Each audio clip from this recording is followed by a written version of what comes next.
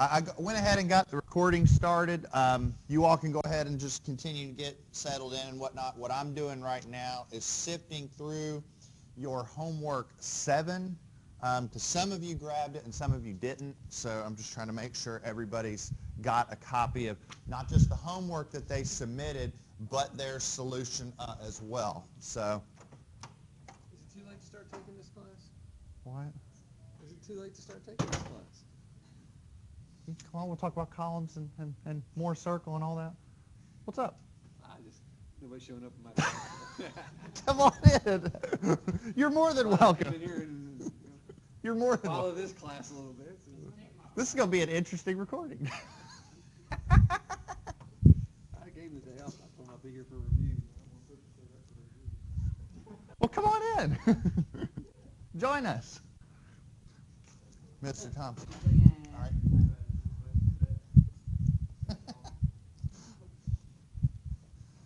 Oh, I love Marshall. Let's see. All right.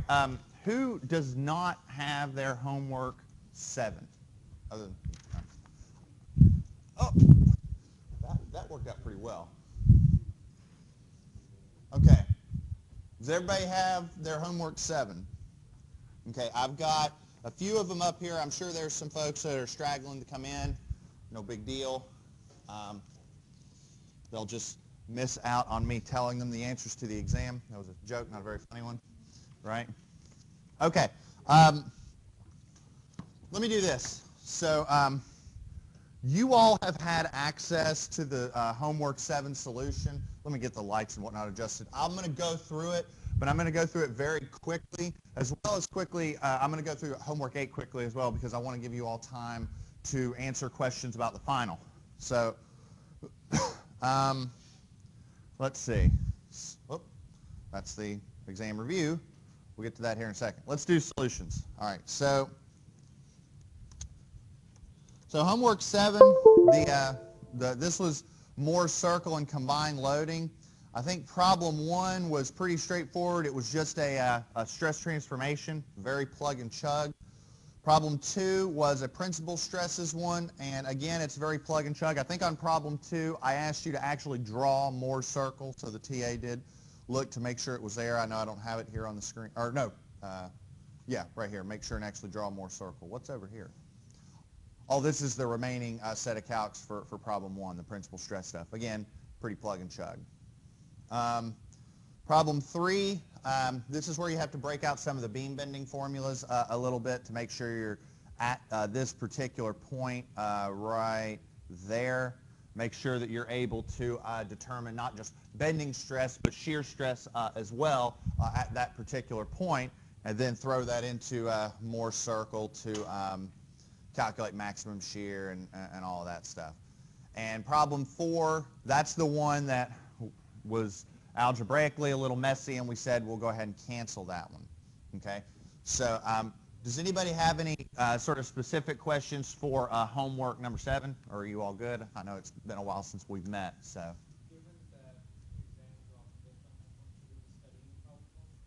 No. I mean, let me say it like this. Should you understand how to compute some of those basic stresses? Yes. But that particular problem was a little messy. So I'm not worried about that. Does that kind of answer your question? All right. That's sort of the best way I can answer it without just saying yes or no. Because the concepts and some of the ideas behind that problem could very well be on the exam. So, all right. Any questions? All right, let me take maybe a little bit more time and go through homework 8 since you all just completed that. Has everybody turned in homework 8? Everybody got homework 8? All right, let me go ahead and pass the solution out as well. I'm going to give this to the TA.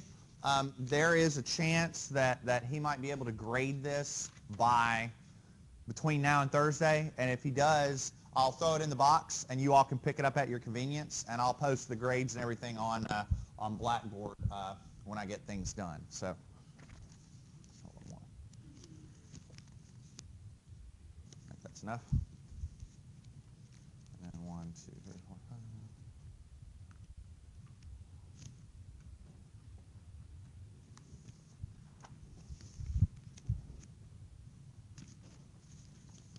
All right.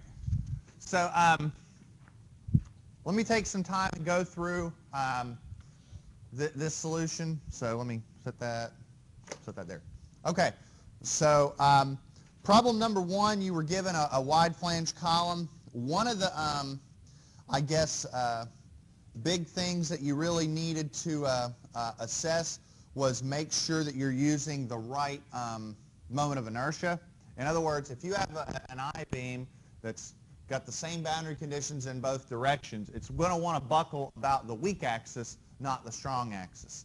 So making sure you're using the right moment of inertia was really the big deal on this one. And it's really the big deal on all problems. Now, this one, I'd say it doesn't really matter whether or not you're using the moment of inertia about the x-axis or the y-axis because it's a circular cross-section, so the moment of inertia is the same about any direction. It's going to buckle whichever way it's going to buckle. So really all you had to do for this problem was incorporate your factor of safety, make sure you're using consistent units, and you're basically just solving for t, and that was it. And t comes out to be about 0.165 inches. So the idea is how thick does the wall of that pipe need to be in order to safely resist that compressive load. That's the long and short of it. Problem 3 is the one that I think is probably a little more intricate, but the idea is trying to determine the buckling load on each member of the truss. And I believe you go with they said to go with a K of 1. Well, actually, wait. They didn't say, but since it's pinned, K is 1. I know that in certain design scenarios for highway bridges and trusses, we end up using a K of 0.75, which is why I was thinking maybe they actually specified it. But when in doubt, it's a pin member, so K is 1.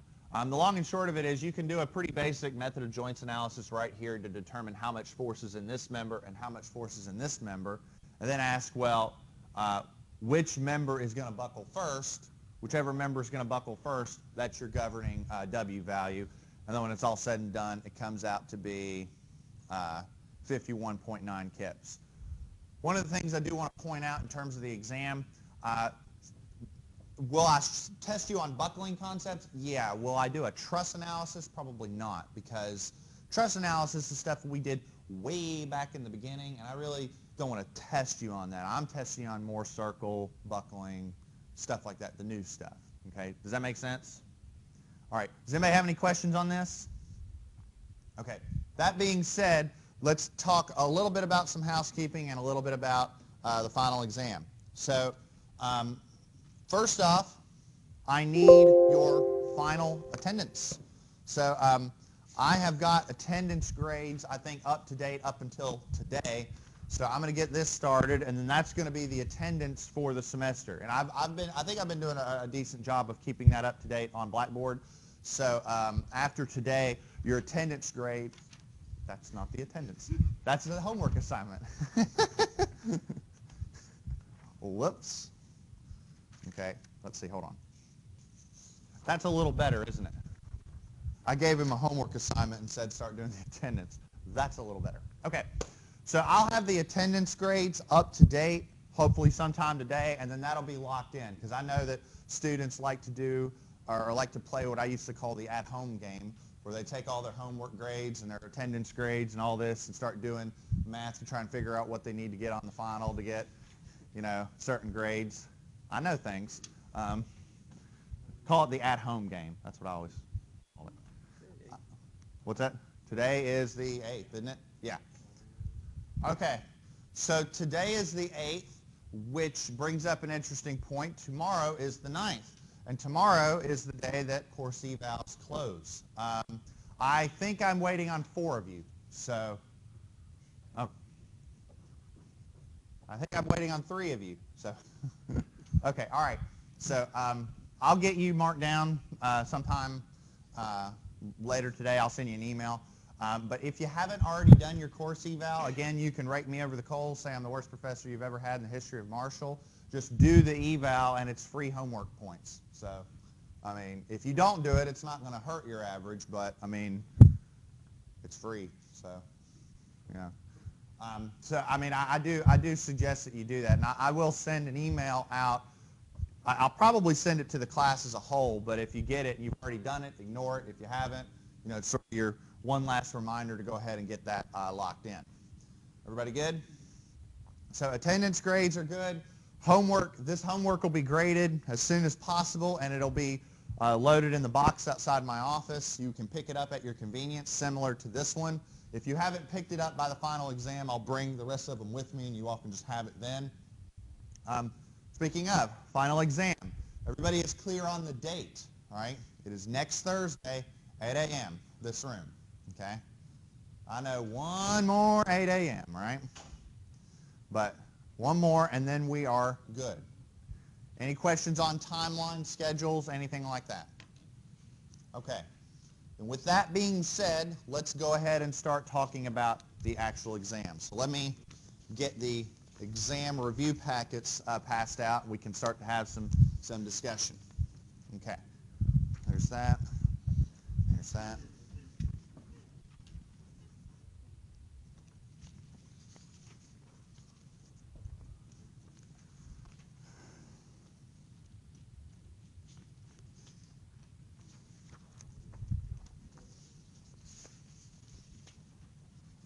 There you go. All right. That should be passing down, and that should be being distributed. So let's talk about the exam. This exam is worth a tad bit more than exam 1 and 2, not because I'm trying to be a jerk, but just because of the way the material sort of divvies up throughout the semester. There's just a couple more topics on this exam than others. So I felt it only made sense that because there's more stuff on this exam, it should in fact be worth more. So let's talk about what is on this exam specifically. So before I get into that, there we go. Okay, so let's just go through the pedigree information, make sure we all have an idea of what's going on. So you all know by now the exam is going to be closed book and closed notes. You're of course going to be allowed a calculator, formula sheet. You can put whatever you want on that formula sheet except for worked out examples. We've already been tested on shear and moment diagrams, so I have here a straight edge will probably help with shear and moment diagrams. I'll be frank, you're probably not going to have anything significantly complicated in terms of shear and moment diagrams, but you do have beam deflections, so you do have to understand the moment distribution, and there's going to be combined loading stuff on there as well. So just given the fact that we draw pictures in this class, it's probably a good idea to have have a straight edge with you. Okay. Now let's talk a little bit about the format, because I know you all are curious. Every exam that we've had up until now has been a series of short answer conceptual problems and then three computational questions, right? Well, this exam is going to have 4 computational questions and then a series of short answer problems, just because it's a little longer. But keep in mind, you've got an extra 45 minutes. So an extra 45 minutes and only one more question, not so bad, right? So it's not going to be too bad. Try and be on time. We are going to start at 8 o'clock, okay? But if everybody's here 5 minutes early, we will start 5 minutes early. So I'm all about giving you as much time as you can. So, I mean, I'll probably be here that morning somewhat early, so printing and all that. So I'll have scratch paper and staplers and all that stuff. Also, any of the necessary section properties for I-beams, for rolled shapes and all that stuff, you'll have that. And simple deflection formulas will also be provided, because if you recall, one of the deflection methods was superposition. So in order to use that, you have to have some basic deflection formulas. So if you need those, they will in fact be provided, okay? Basically the stuff from the back of the book.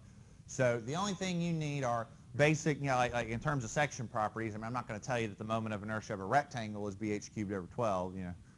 Although some of that might be on there as well. Just make sure you have you understand the basics and you'll be good. Okay? Let's talk about the topics that are going to be covered. So deflections, okay? Remember, we covered 2 methods to determine deflections in beams. We had the double integration method, where you write moment functions, you integrate them and solve for the unknown constants of integration, and then you can solve for maximum slopes and deflections. You do need to, in fact, be able to do that, okay? The next step is method of superposition, okay? Make sure that you can use the previously derived formulas and make sure you can superimpose them. The only thing that I think's tricky or complicated is make sure you remember that unit conversion. Remember, for deflections, you multiply your input by, or your resulting output by 1728 because that converts cubic feet to cubic inches. And then your rotation, 144 times 180 over pi. Okay, stress analysis. Make sure that you can, based on stress state A, convert to stress state B based on a given angle of rotation. So everything in that top box, it's just plug and chug. Be able to state another state of stress at a different orientation. Also, make sure that you can determine principal angles of rotation and principal stresses. So again, plug and chug. And also make sure you can draw Mohr's circle. And I have here just an image of Mohr's circle. There's nothing magical about it, but just make sure that you can draw that out. I mean, it's probably not a bad idea if you have one of those little trace guides that you can draw circles or something. I mean, I'm not going to grade you on your artistic ability to draw a circle, but it couldn't hurt to have that. But make sure you can draw Mohr's circle and you can interpret critical data, like where's the maximum shear stress, where are the principal stresses. When you rotate, you're rotating 2 theta, you know, et cetera. Make sure your x-axis is normal stress, y-axis is shear stress, all that stuff. Make sure you just understand it, okay? Sound good? Okay. Combined loading, like I said, I am not a comprehensive exam guy. I don't believe in that. I've already tested you on torsion. I don't think I should test you on it again. That being said, because of the nature of this class and because one of our final topics is combined loading, there is some stuff that shows up from previous exams. Keep in mind it will be fundamentally simple if it does. But make sure that you can determine your basic fundamental stresses. You know, axial stress, torsional stress, bending and shear. Make sure that you can assess thin-walled pressure vessels as well. Remember, you have a sigma 1 PR over T and sigma 2, which is half that. Okay, make sure you can assess those as well. Lastly, make sure that you can handle elastic buckling or critical buckling loads. So make sure you can determine buckling loads and stresses.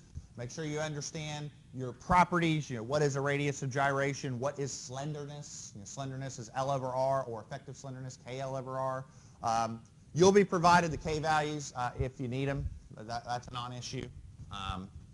And make sure that you can size the cross sections based on stability. In other words, how big does that column need to be to not buckle, you know, and all that.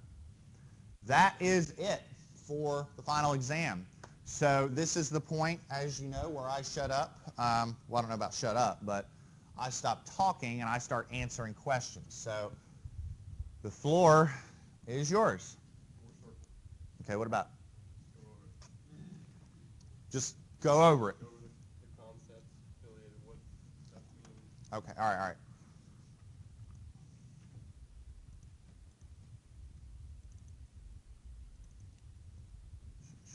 What is it like, Shia LaBeouf? Just do it!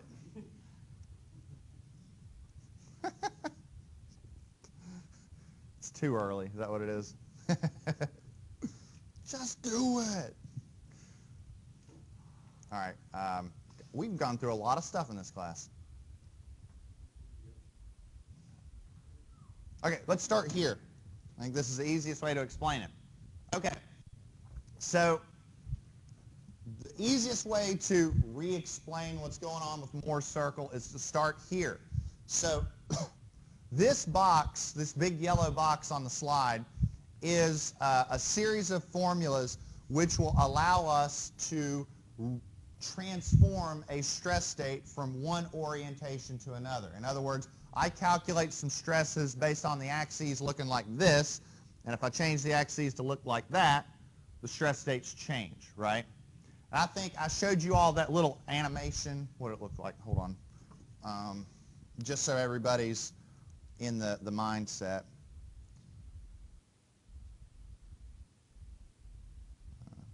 VLC isn't on here, so that's usually the one I prefer to use. So remember that as the stress element and as your angle of orientation changes, the stresses, you know, your normal stress and your shear stress, those change their values just because you're looking at it in a different fashion, okay? And this has very, let me be clear, this isn't just some theoretical hullabaloo. This actually has some real physical meaning.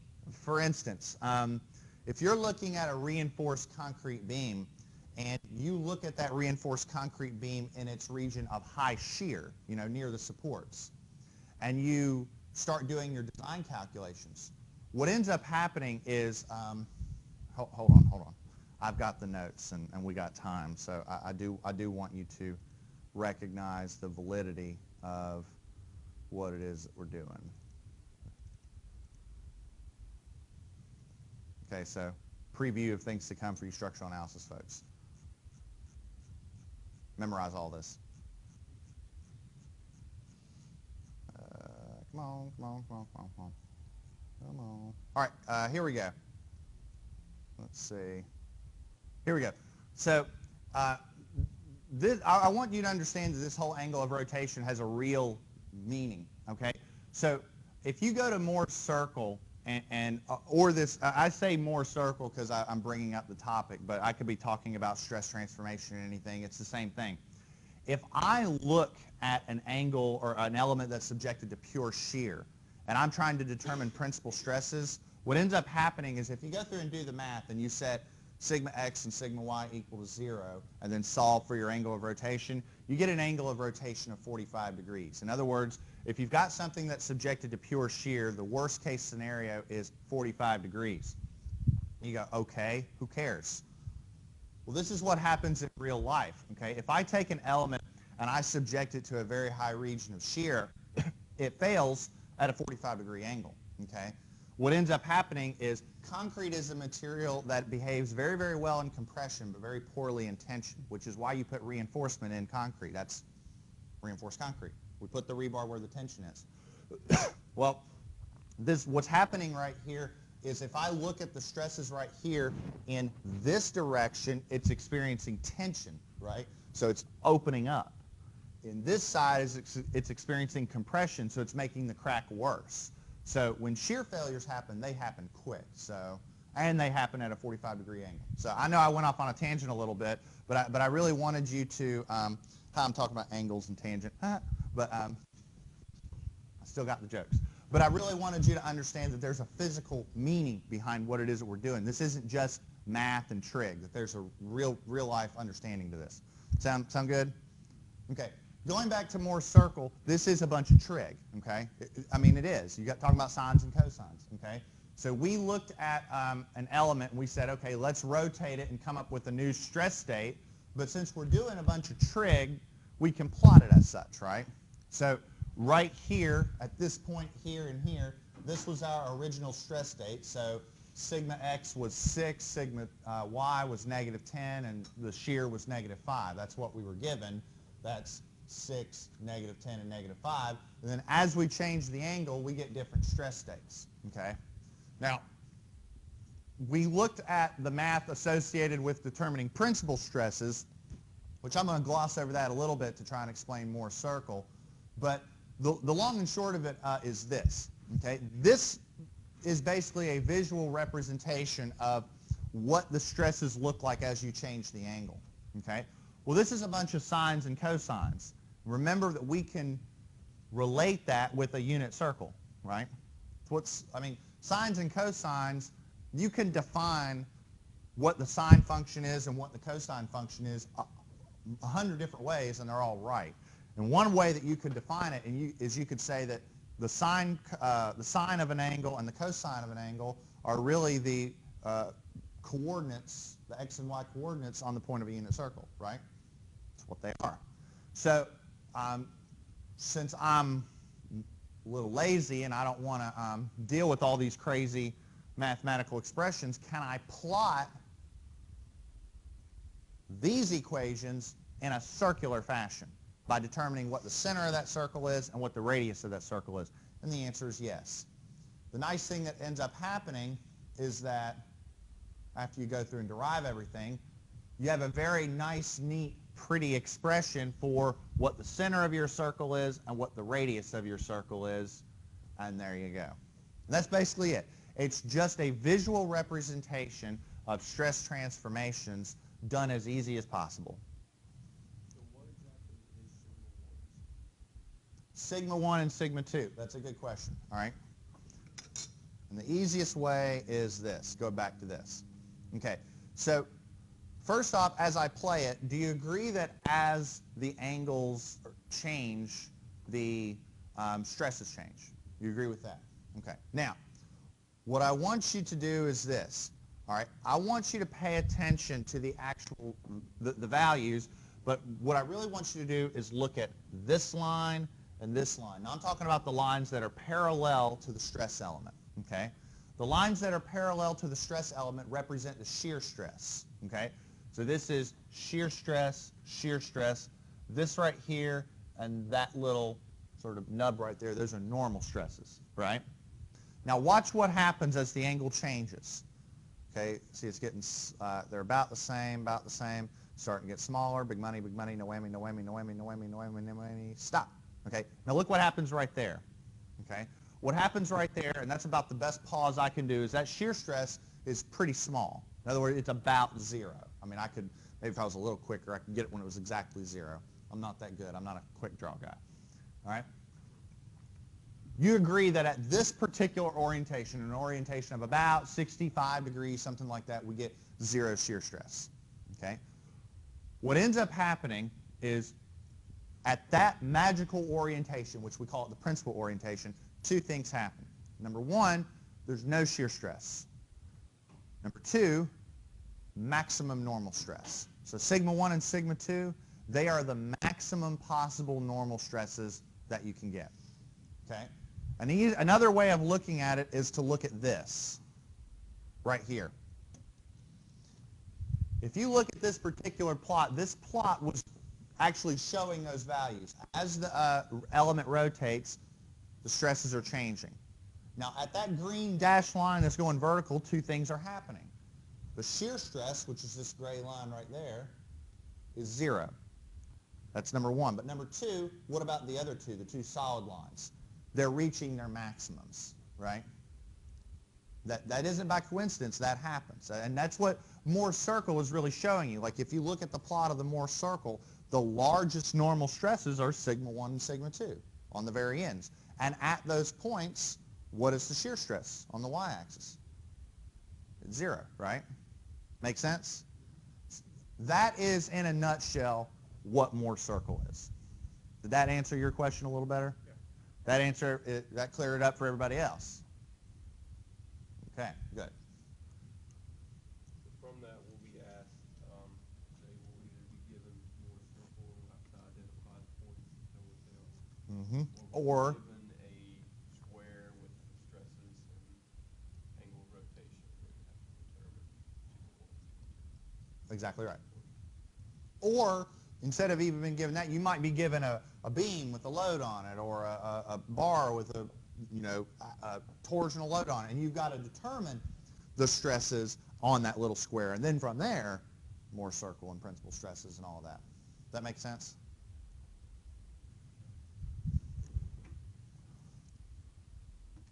Good questions. Floor is yours. So, okay. There was 2 of you, and y'all both went at the same time. So. No. That's a great question. The answer is no. This problem right here, or this image of Mohr circle right here,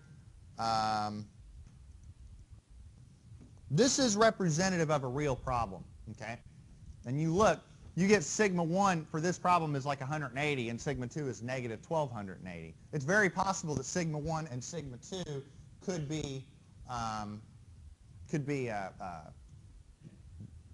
different values. In fact, in general, they are. There are special instances where they are equal, and I would argue that those are instances of pure shear. In other words, you could keep rotating, and you would find an instance where there's 0 shear stress and maximum, or 0 normal stress and maximum shear. What was happening in that concrete beam? Tension equaled compression, pure shear.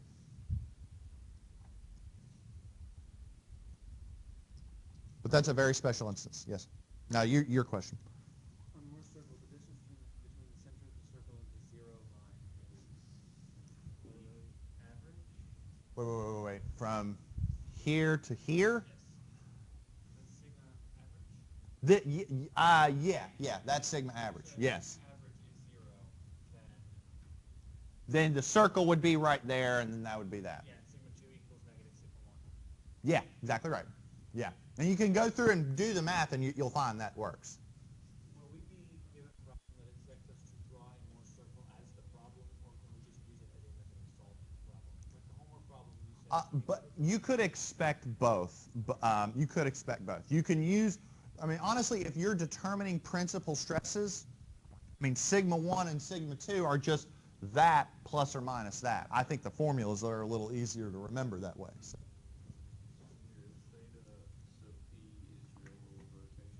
The angle of rotation that will produce sigma 1 and sigma 2. Yes, the principal orientation. Like,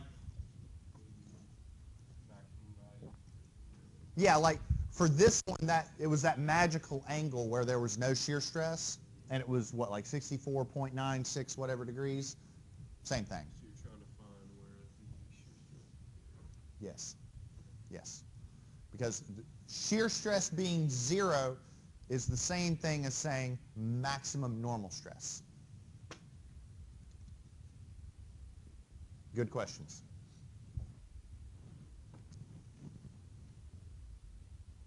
This is your time, so I really want it to be as valuable as possible. You got anything? Do you have time to go over an actual previous example of that one? Of what? Mohr circle. You want me to pull up example 28? Okay, all right. So, give me a second.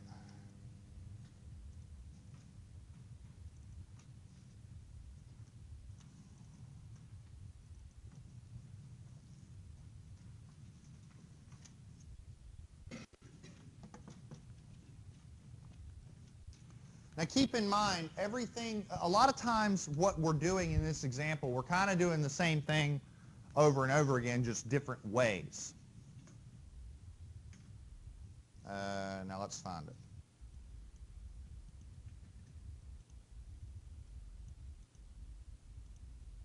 We're getting warmer. I kind of think this is relevant. Okay, so let's start here. This is example 28, and I've got 28A, B, and C because it all kind of revolves around Mohr circle.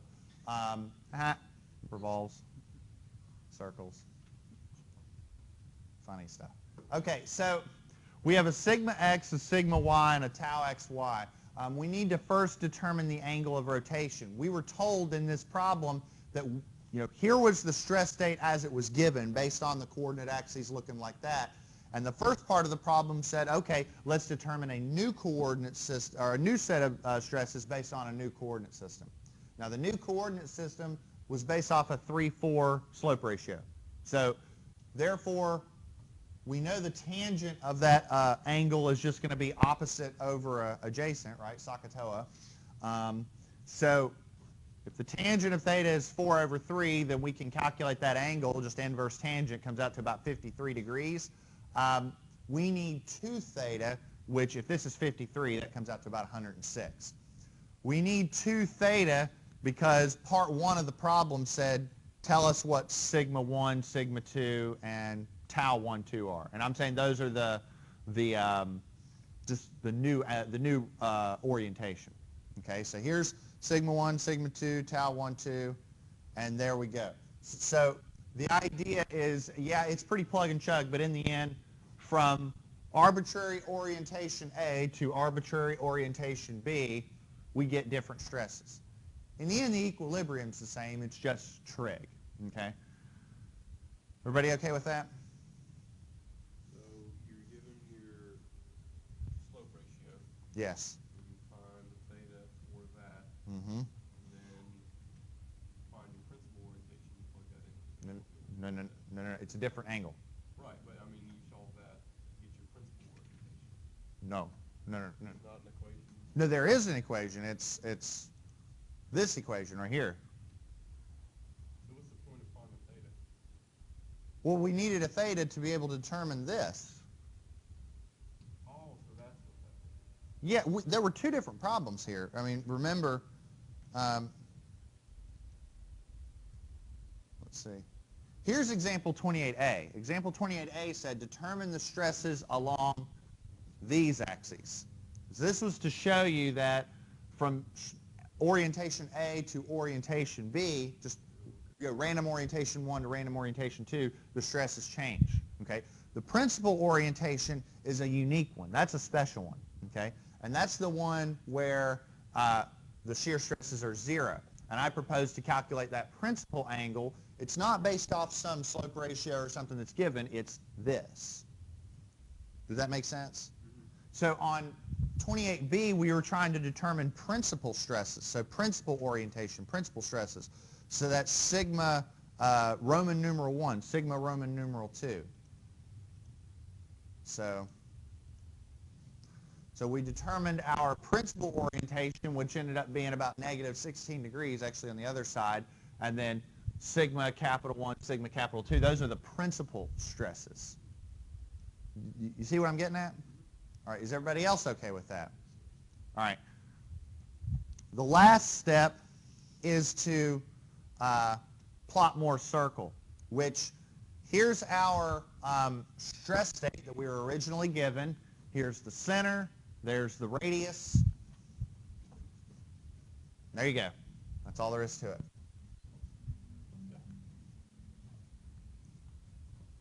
All right. I answer your questions. Okay. What about everybody else?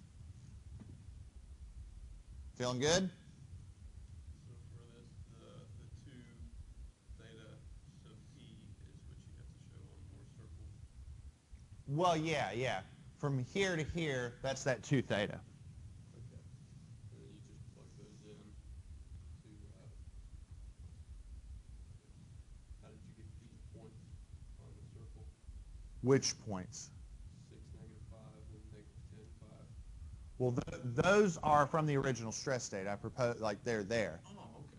I mean, this original stress state was 6, -10, and -5. So, Okay.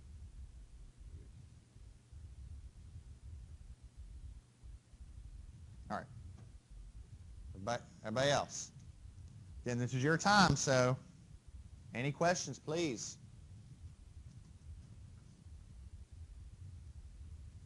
Let's go over deflection too. Homework 8, yeah.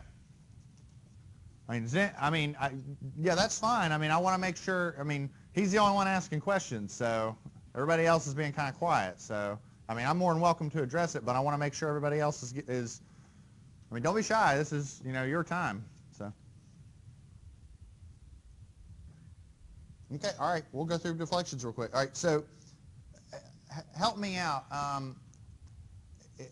To say going through deflections, that's a pretty loaded question, so I need something specific. So help me out. What do you mean go through deflections? Different methods. Okay. You got double integration method. Well, let me say this. So the second method of superposition, calling it a method is a stretch in and of itself, because you're literally just plugging and chugging equations. That's it. There's no method. It's just find the equation. I'm calculating deflection here. There's my values, plug and chug. All right. I'm just forgetting, given, a beam, forgetting exactly how we relate that. Well, remember, the first thing that you've got to do, okay, so let's say you've got that beam, okay? The first thing you've got to do is write a moment function, right? Remember, cut a section at x, some moments to determine your moment function, right? We then integrate it twice, right? So we integrate it twice. We're going to get 2 constants of integration, a C1 and a C2. We determine C1 and C2 based on our boundary conditions. So if we've got simply supported boundary conditions, we know the deflection is 0. If we've got a fixed end, we know the deflection and the slope are 0, right? 2 constants of integration means we're going to have 2 boundary conditions. Just plug and chug and solve for each of them, and that's it. So you'll have your moment function in terms of x. Yep. And you'll take out 1 over EI outside of your... Yeah. Okay. And then you just solve that. Well, you integrate. You Integrate that twice. Yes. Yes.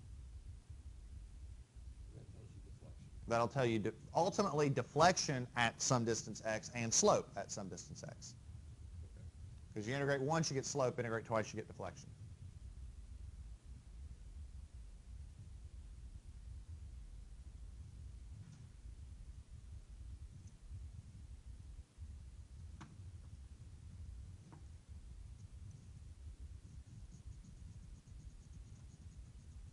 All right, anybody else? I mean, please, I want to make the exam as doable as possible.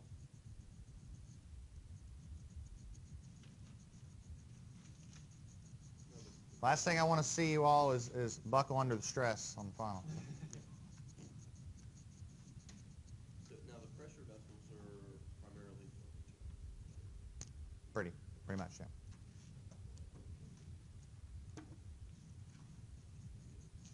The only thing is like problems on the homework where we superimpose an axial load on top of it or a torsional stress on top of it. That's just P over A. So the homework numbers would be on the 6, 7, and 8? Yeah, I think that's right. What was homework 6? Homework 6 was beam deflection? Yeah, so 6, 7, and 8. And everything from beam deflection onward. How many questions will be on? Okay, so there will be one set of short answer questions and then 4 problems, not 3. But one additional problem for another 45 minutes, that ain't so bad. So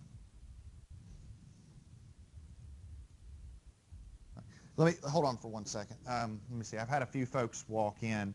First off, if you haven't turned in your homework 8, there's a pile up there. There's that. Let's see. That goes with that. Okay. Let me see a couple things. So homework 8, who did not get the solution? I'm going to say you didn't get it. I don't think you got it. Here's that. And here's that. Here, take that. And then exam 3. Take that. And then you can pass that back to him. Okay. And then let's see, one other.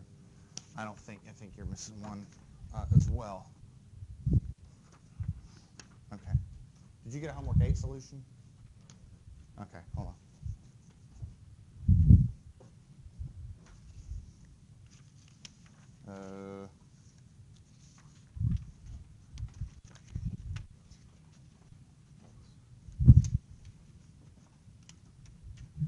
All right. So back to business. You tell me. Let's make sure you're doing. Yeah. Make sure you're exhausting all the potential questions you've got. I mean, I want to see you all do well. Makes grading it a whole lot easier. It's truth. No, but I do want to see you all do well. So, did you have a question?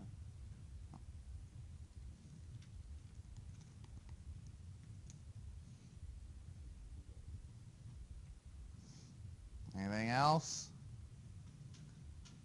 I'm hesitant to say last chance, you know. I don't want to do that, but I'm getting the feeling you're done with this semester, right? Been done about 4 weeks ago, or 14 weeks ago. I know things. All right. So, couple things. First off, let's do the rounds. Are you good? You good? You good? You good? You good? You good?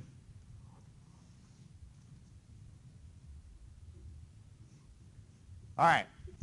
Okay, so last couple orders of business. Number 1, make sure that if you haven't already done so, do your course evals. I'll send a reminder email out. The final is on Thursday, December 15th. We will start at 8 a.m. sharp, so be here on time. If everybody is, well, a couple other things. Don't head out just yet. We got plenty of time. Couple other things. If we show up early, we'll start early, but I got to have everyone here. Okay, so what's that? 30 minutes. I don't know about 30 minutes early. I don't know if I'll be here that early. But if you show up a couple minutes early, we will start early. Course evals, I will get your homeworks graded and posted as soon as possible, or the TA will. Your attendance grades will be up to date shortly. Make sure and check the box. Like, I'll send an email when homework 8 is graded, and we'll throw it in the box outside my office so you can come and pick it up at your convenience. With that being said, this is the last time that some of us will interact. I get the feeling, like I know some of the mechanicals, I might not have you for class again. The civils, yeah, you're stuck with me for a little bit longer. For what? Yeah. Oh, yeah. That's a good point. Yeah. I hope. Yeah. Depending on how the final goes. Well, the last thing I'll say is this. I know for a fact that you all are not a fan of the 8 o'clock in the morning class. Oh, no. I mean, I can imagine that. But this class is a lot of fun for me to teach. Hopefully, it's been fun for you to take. I think it's a cool topic. It's a little different than something like calculus or statics, because that's just math. That's just theory. This, I think you can understand and see some reality to it, right? Take a bar, yank on it. How does it respond?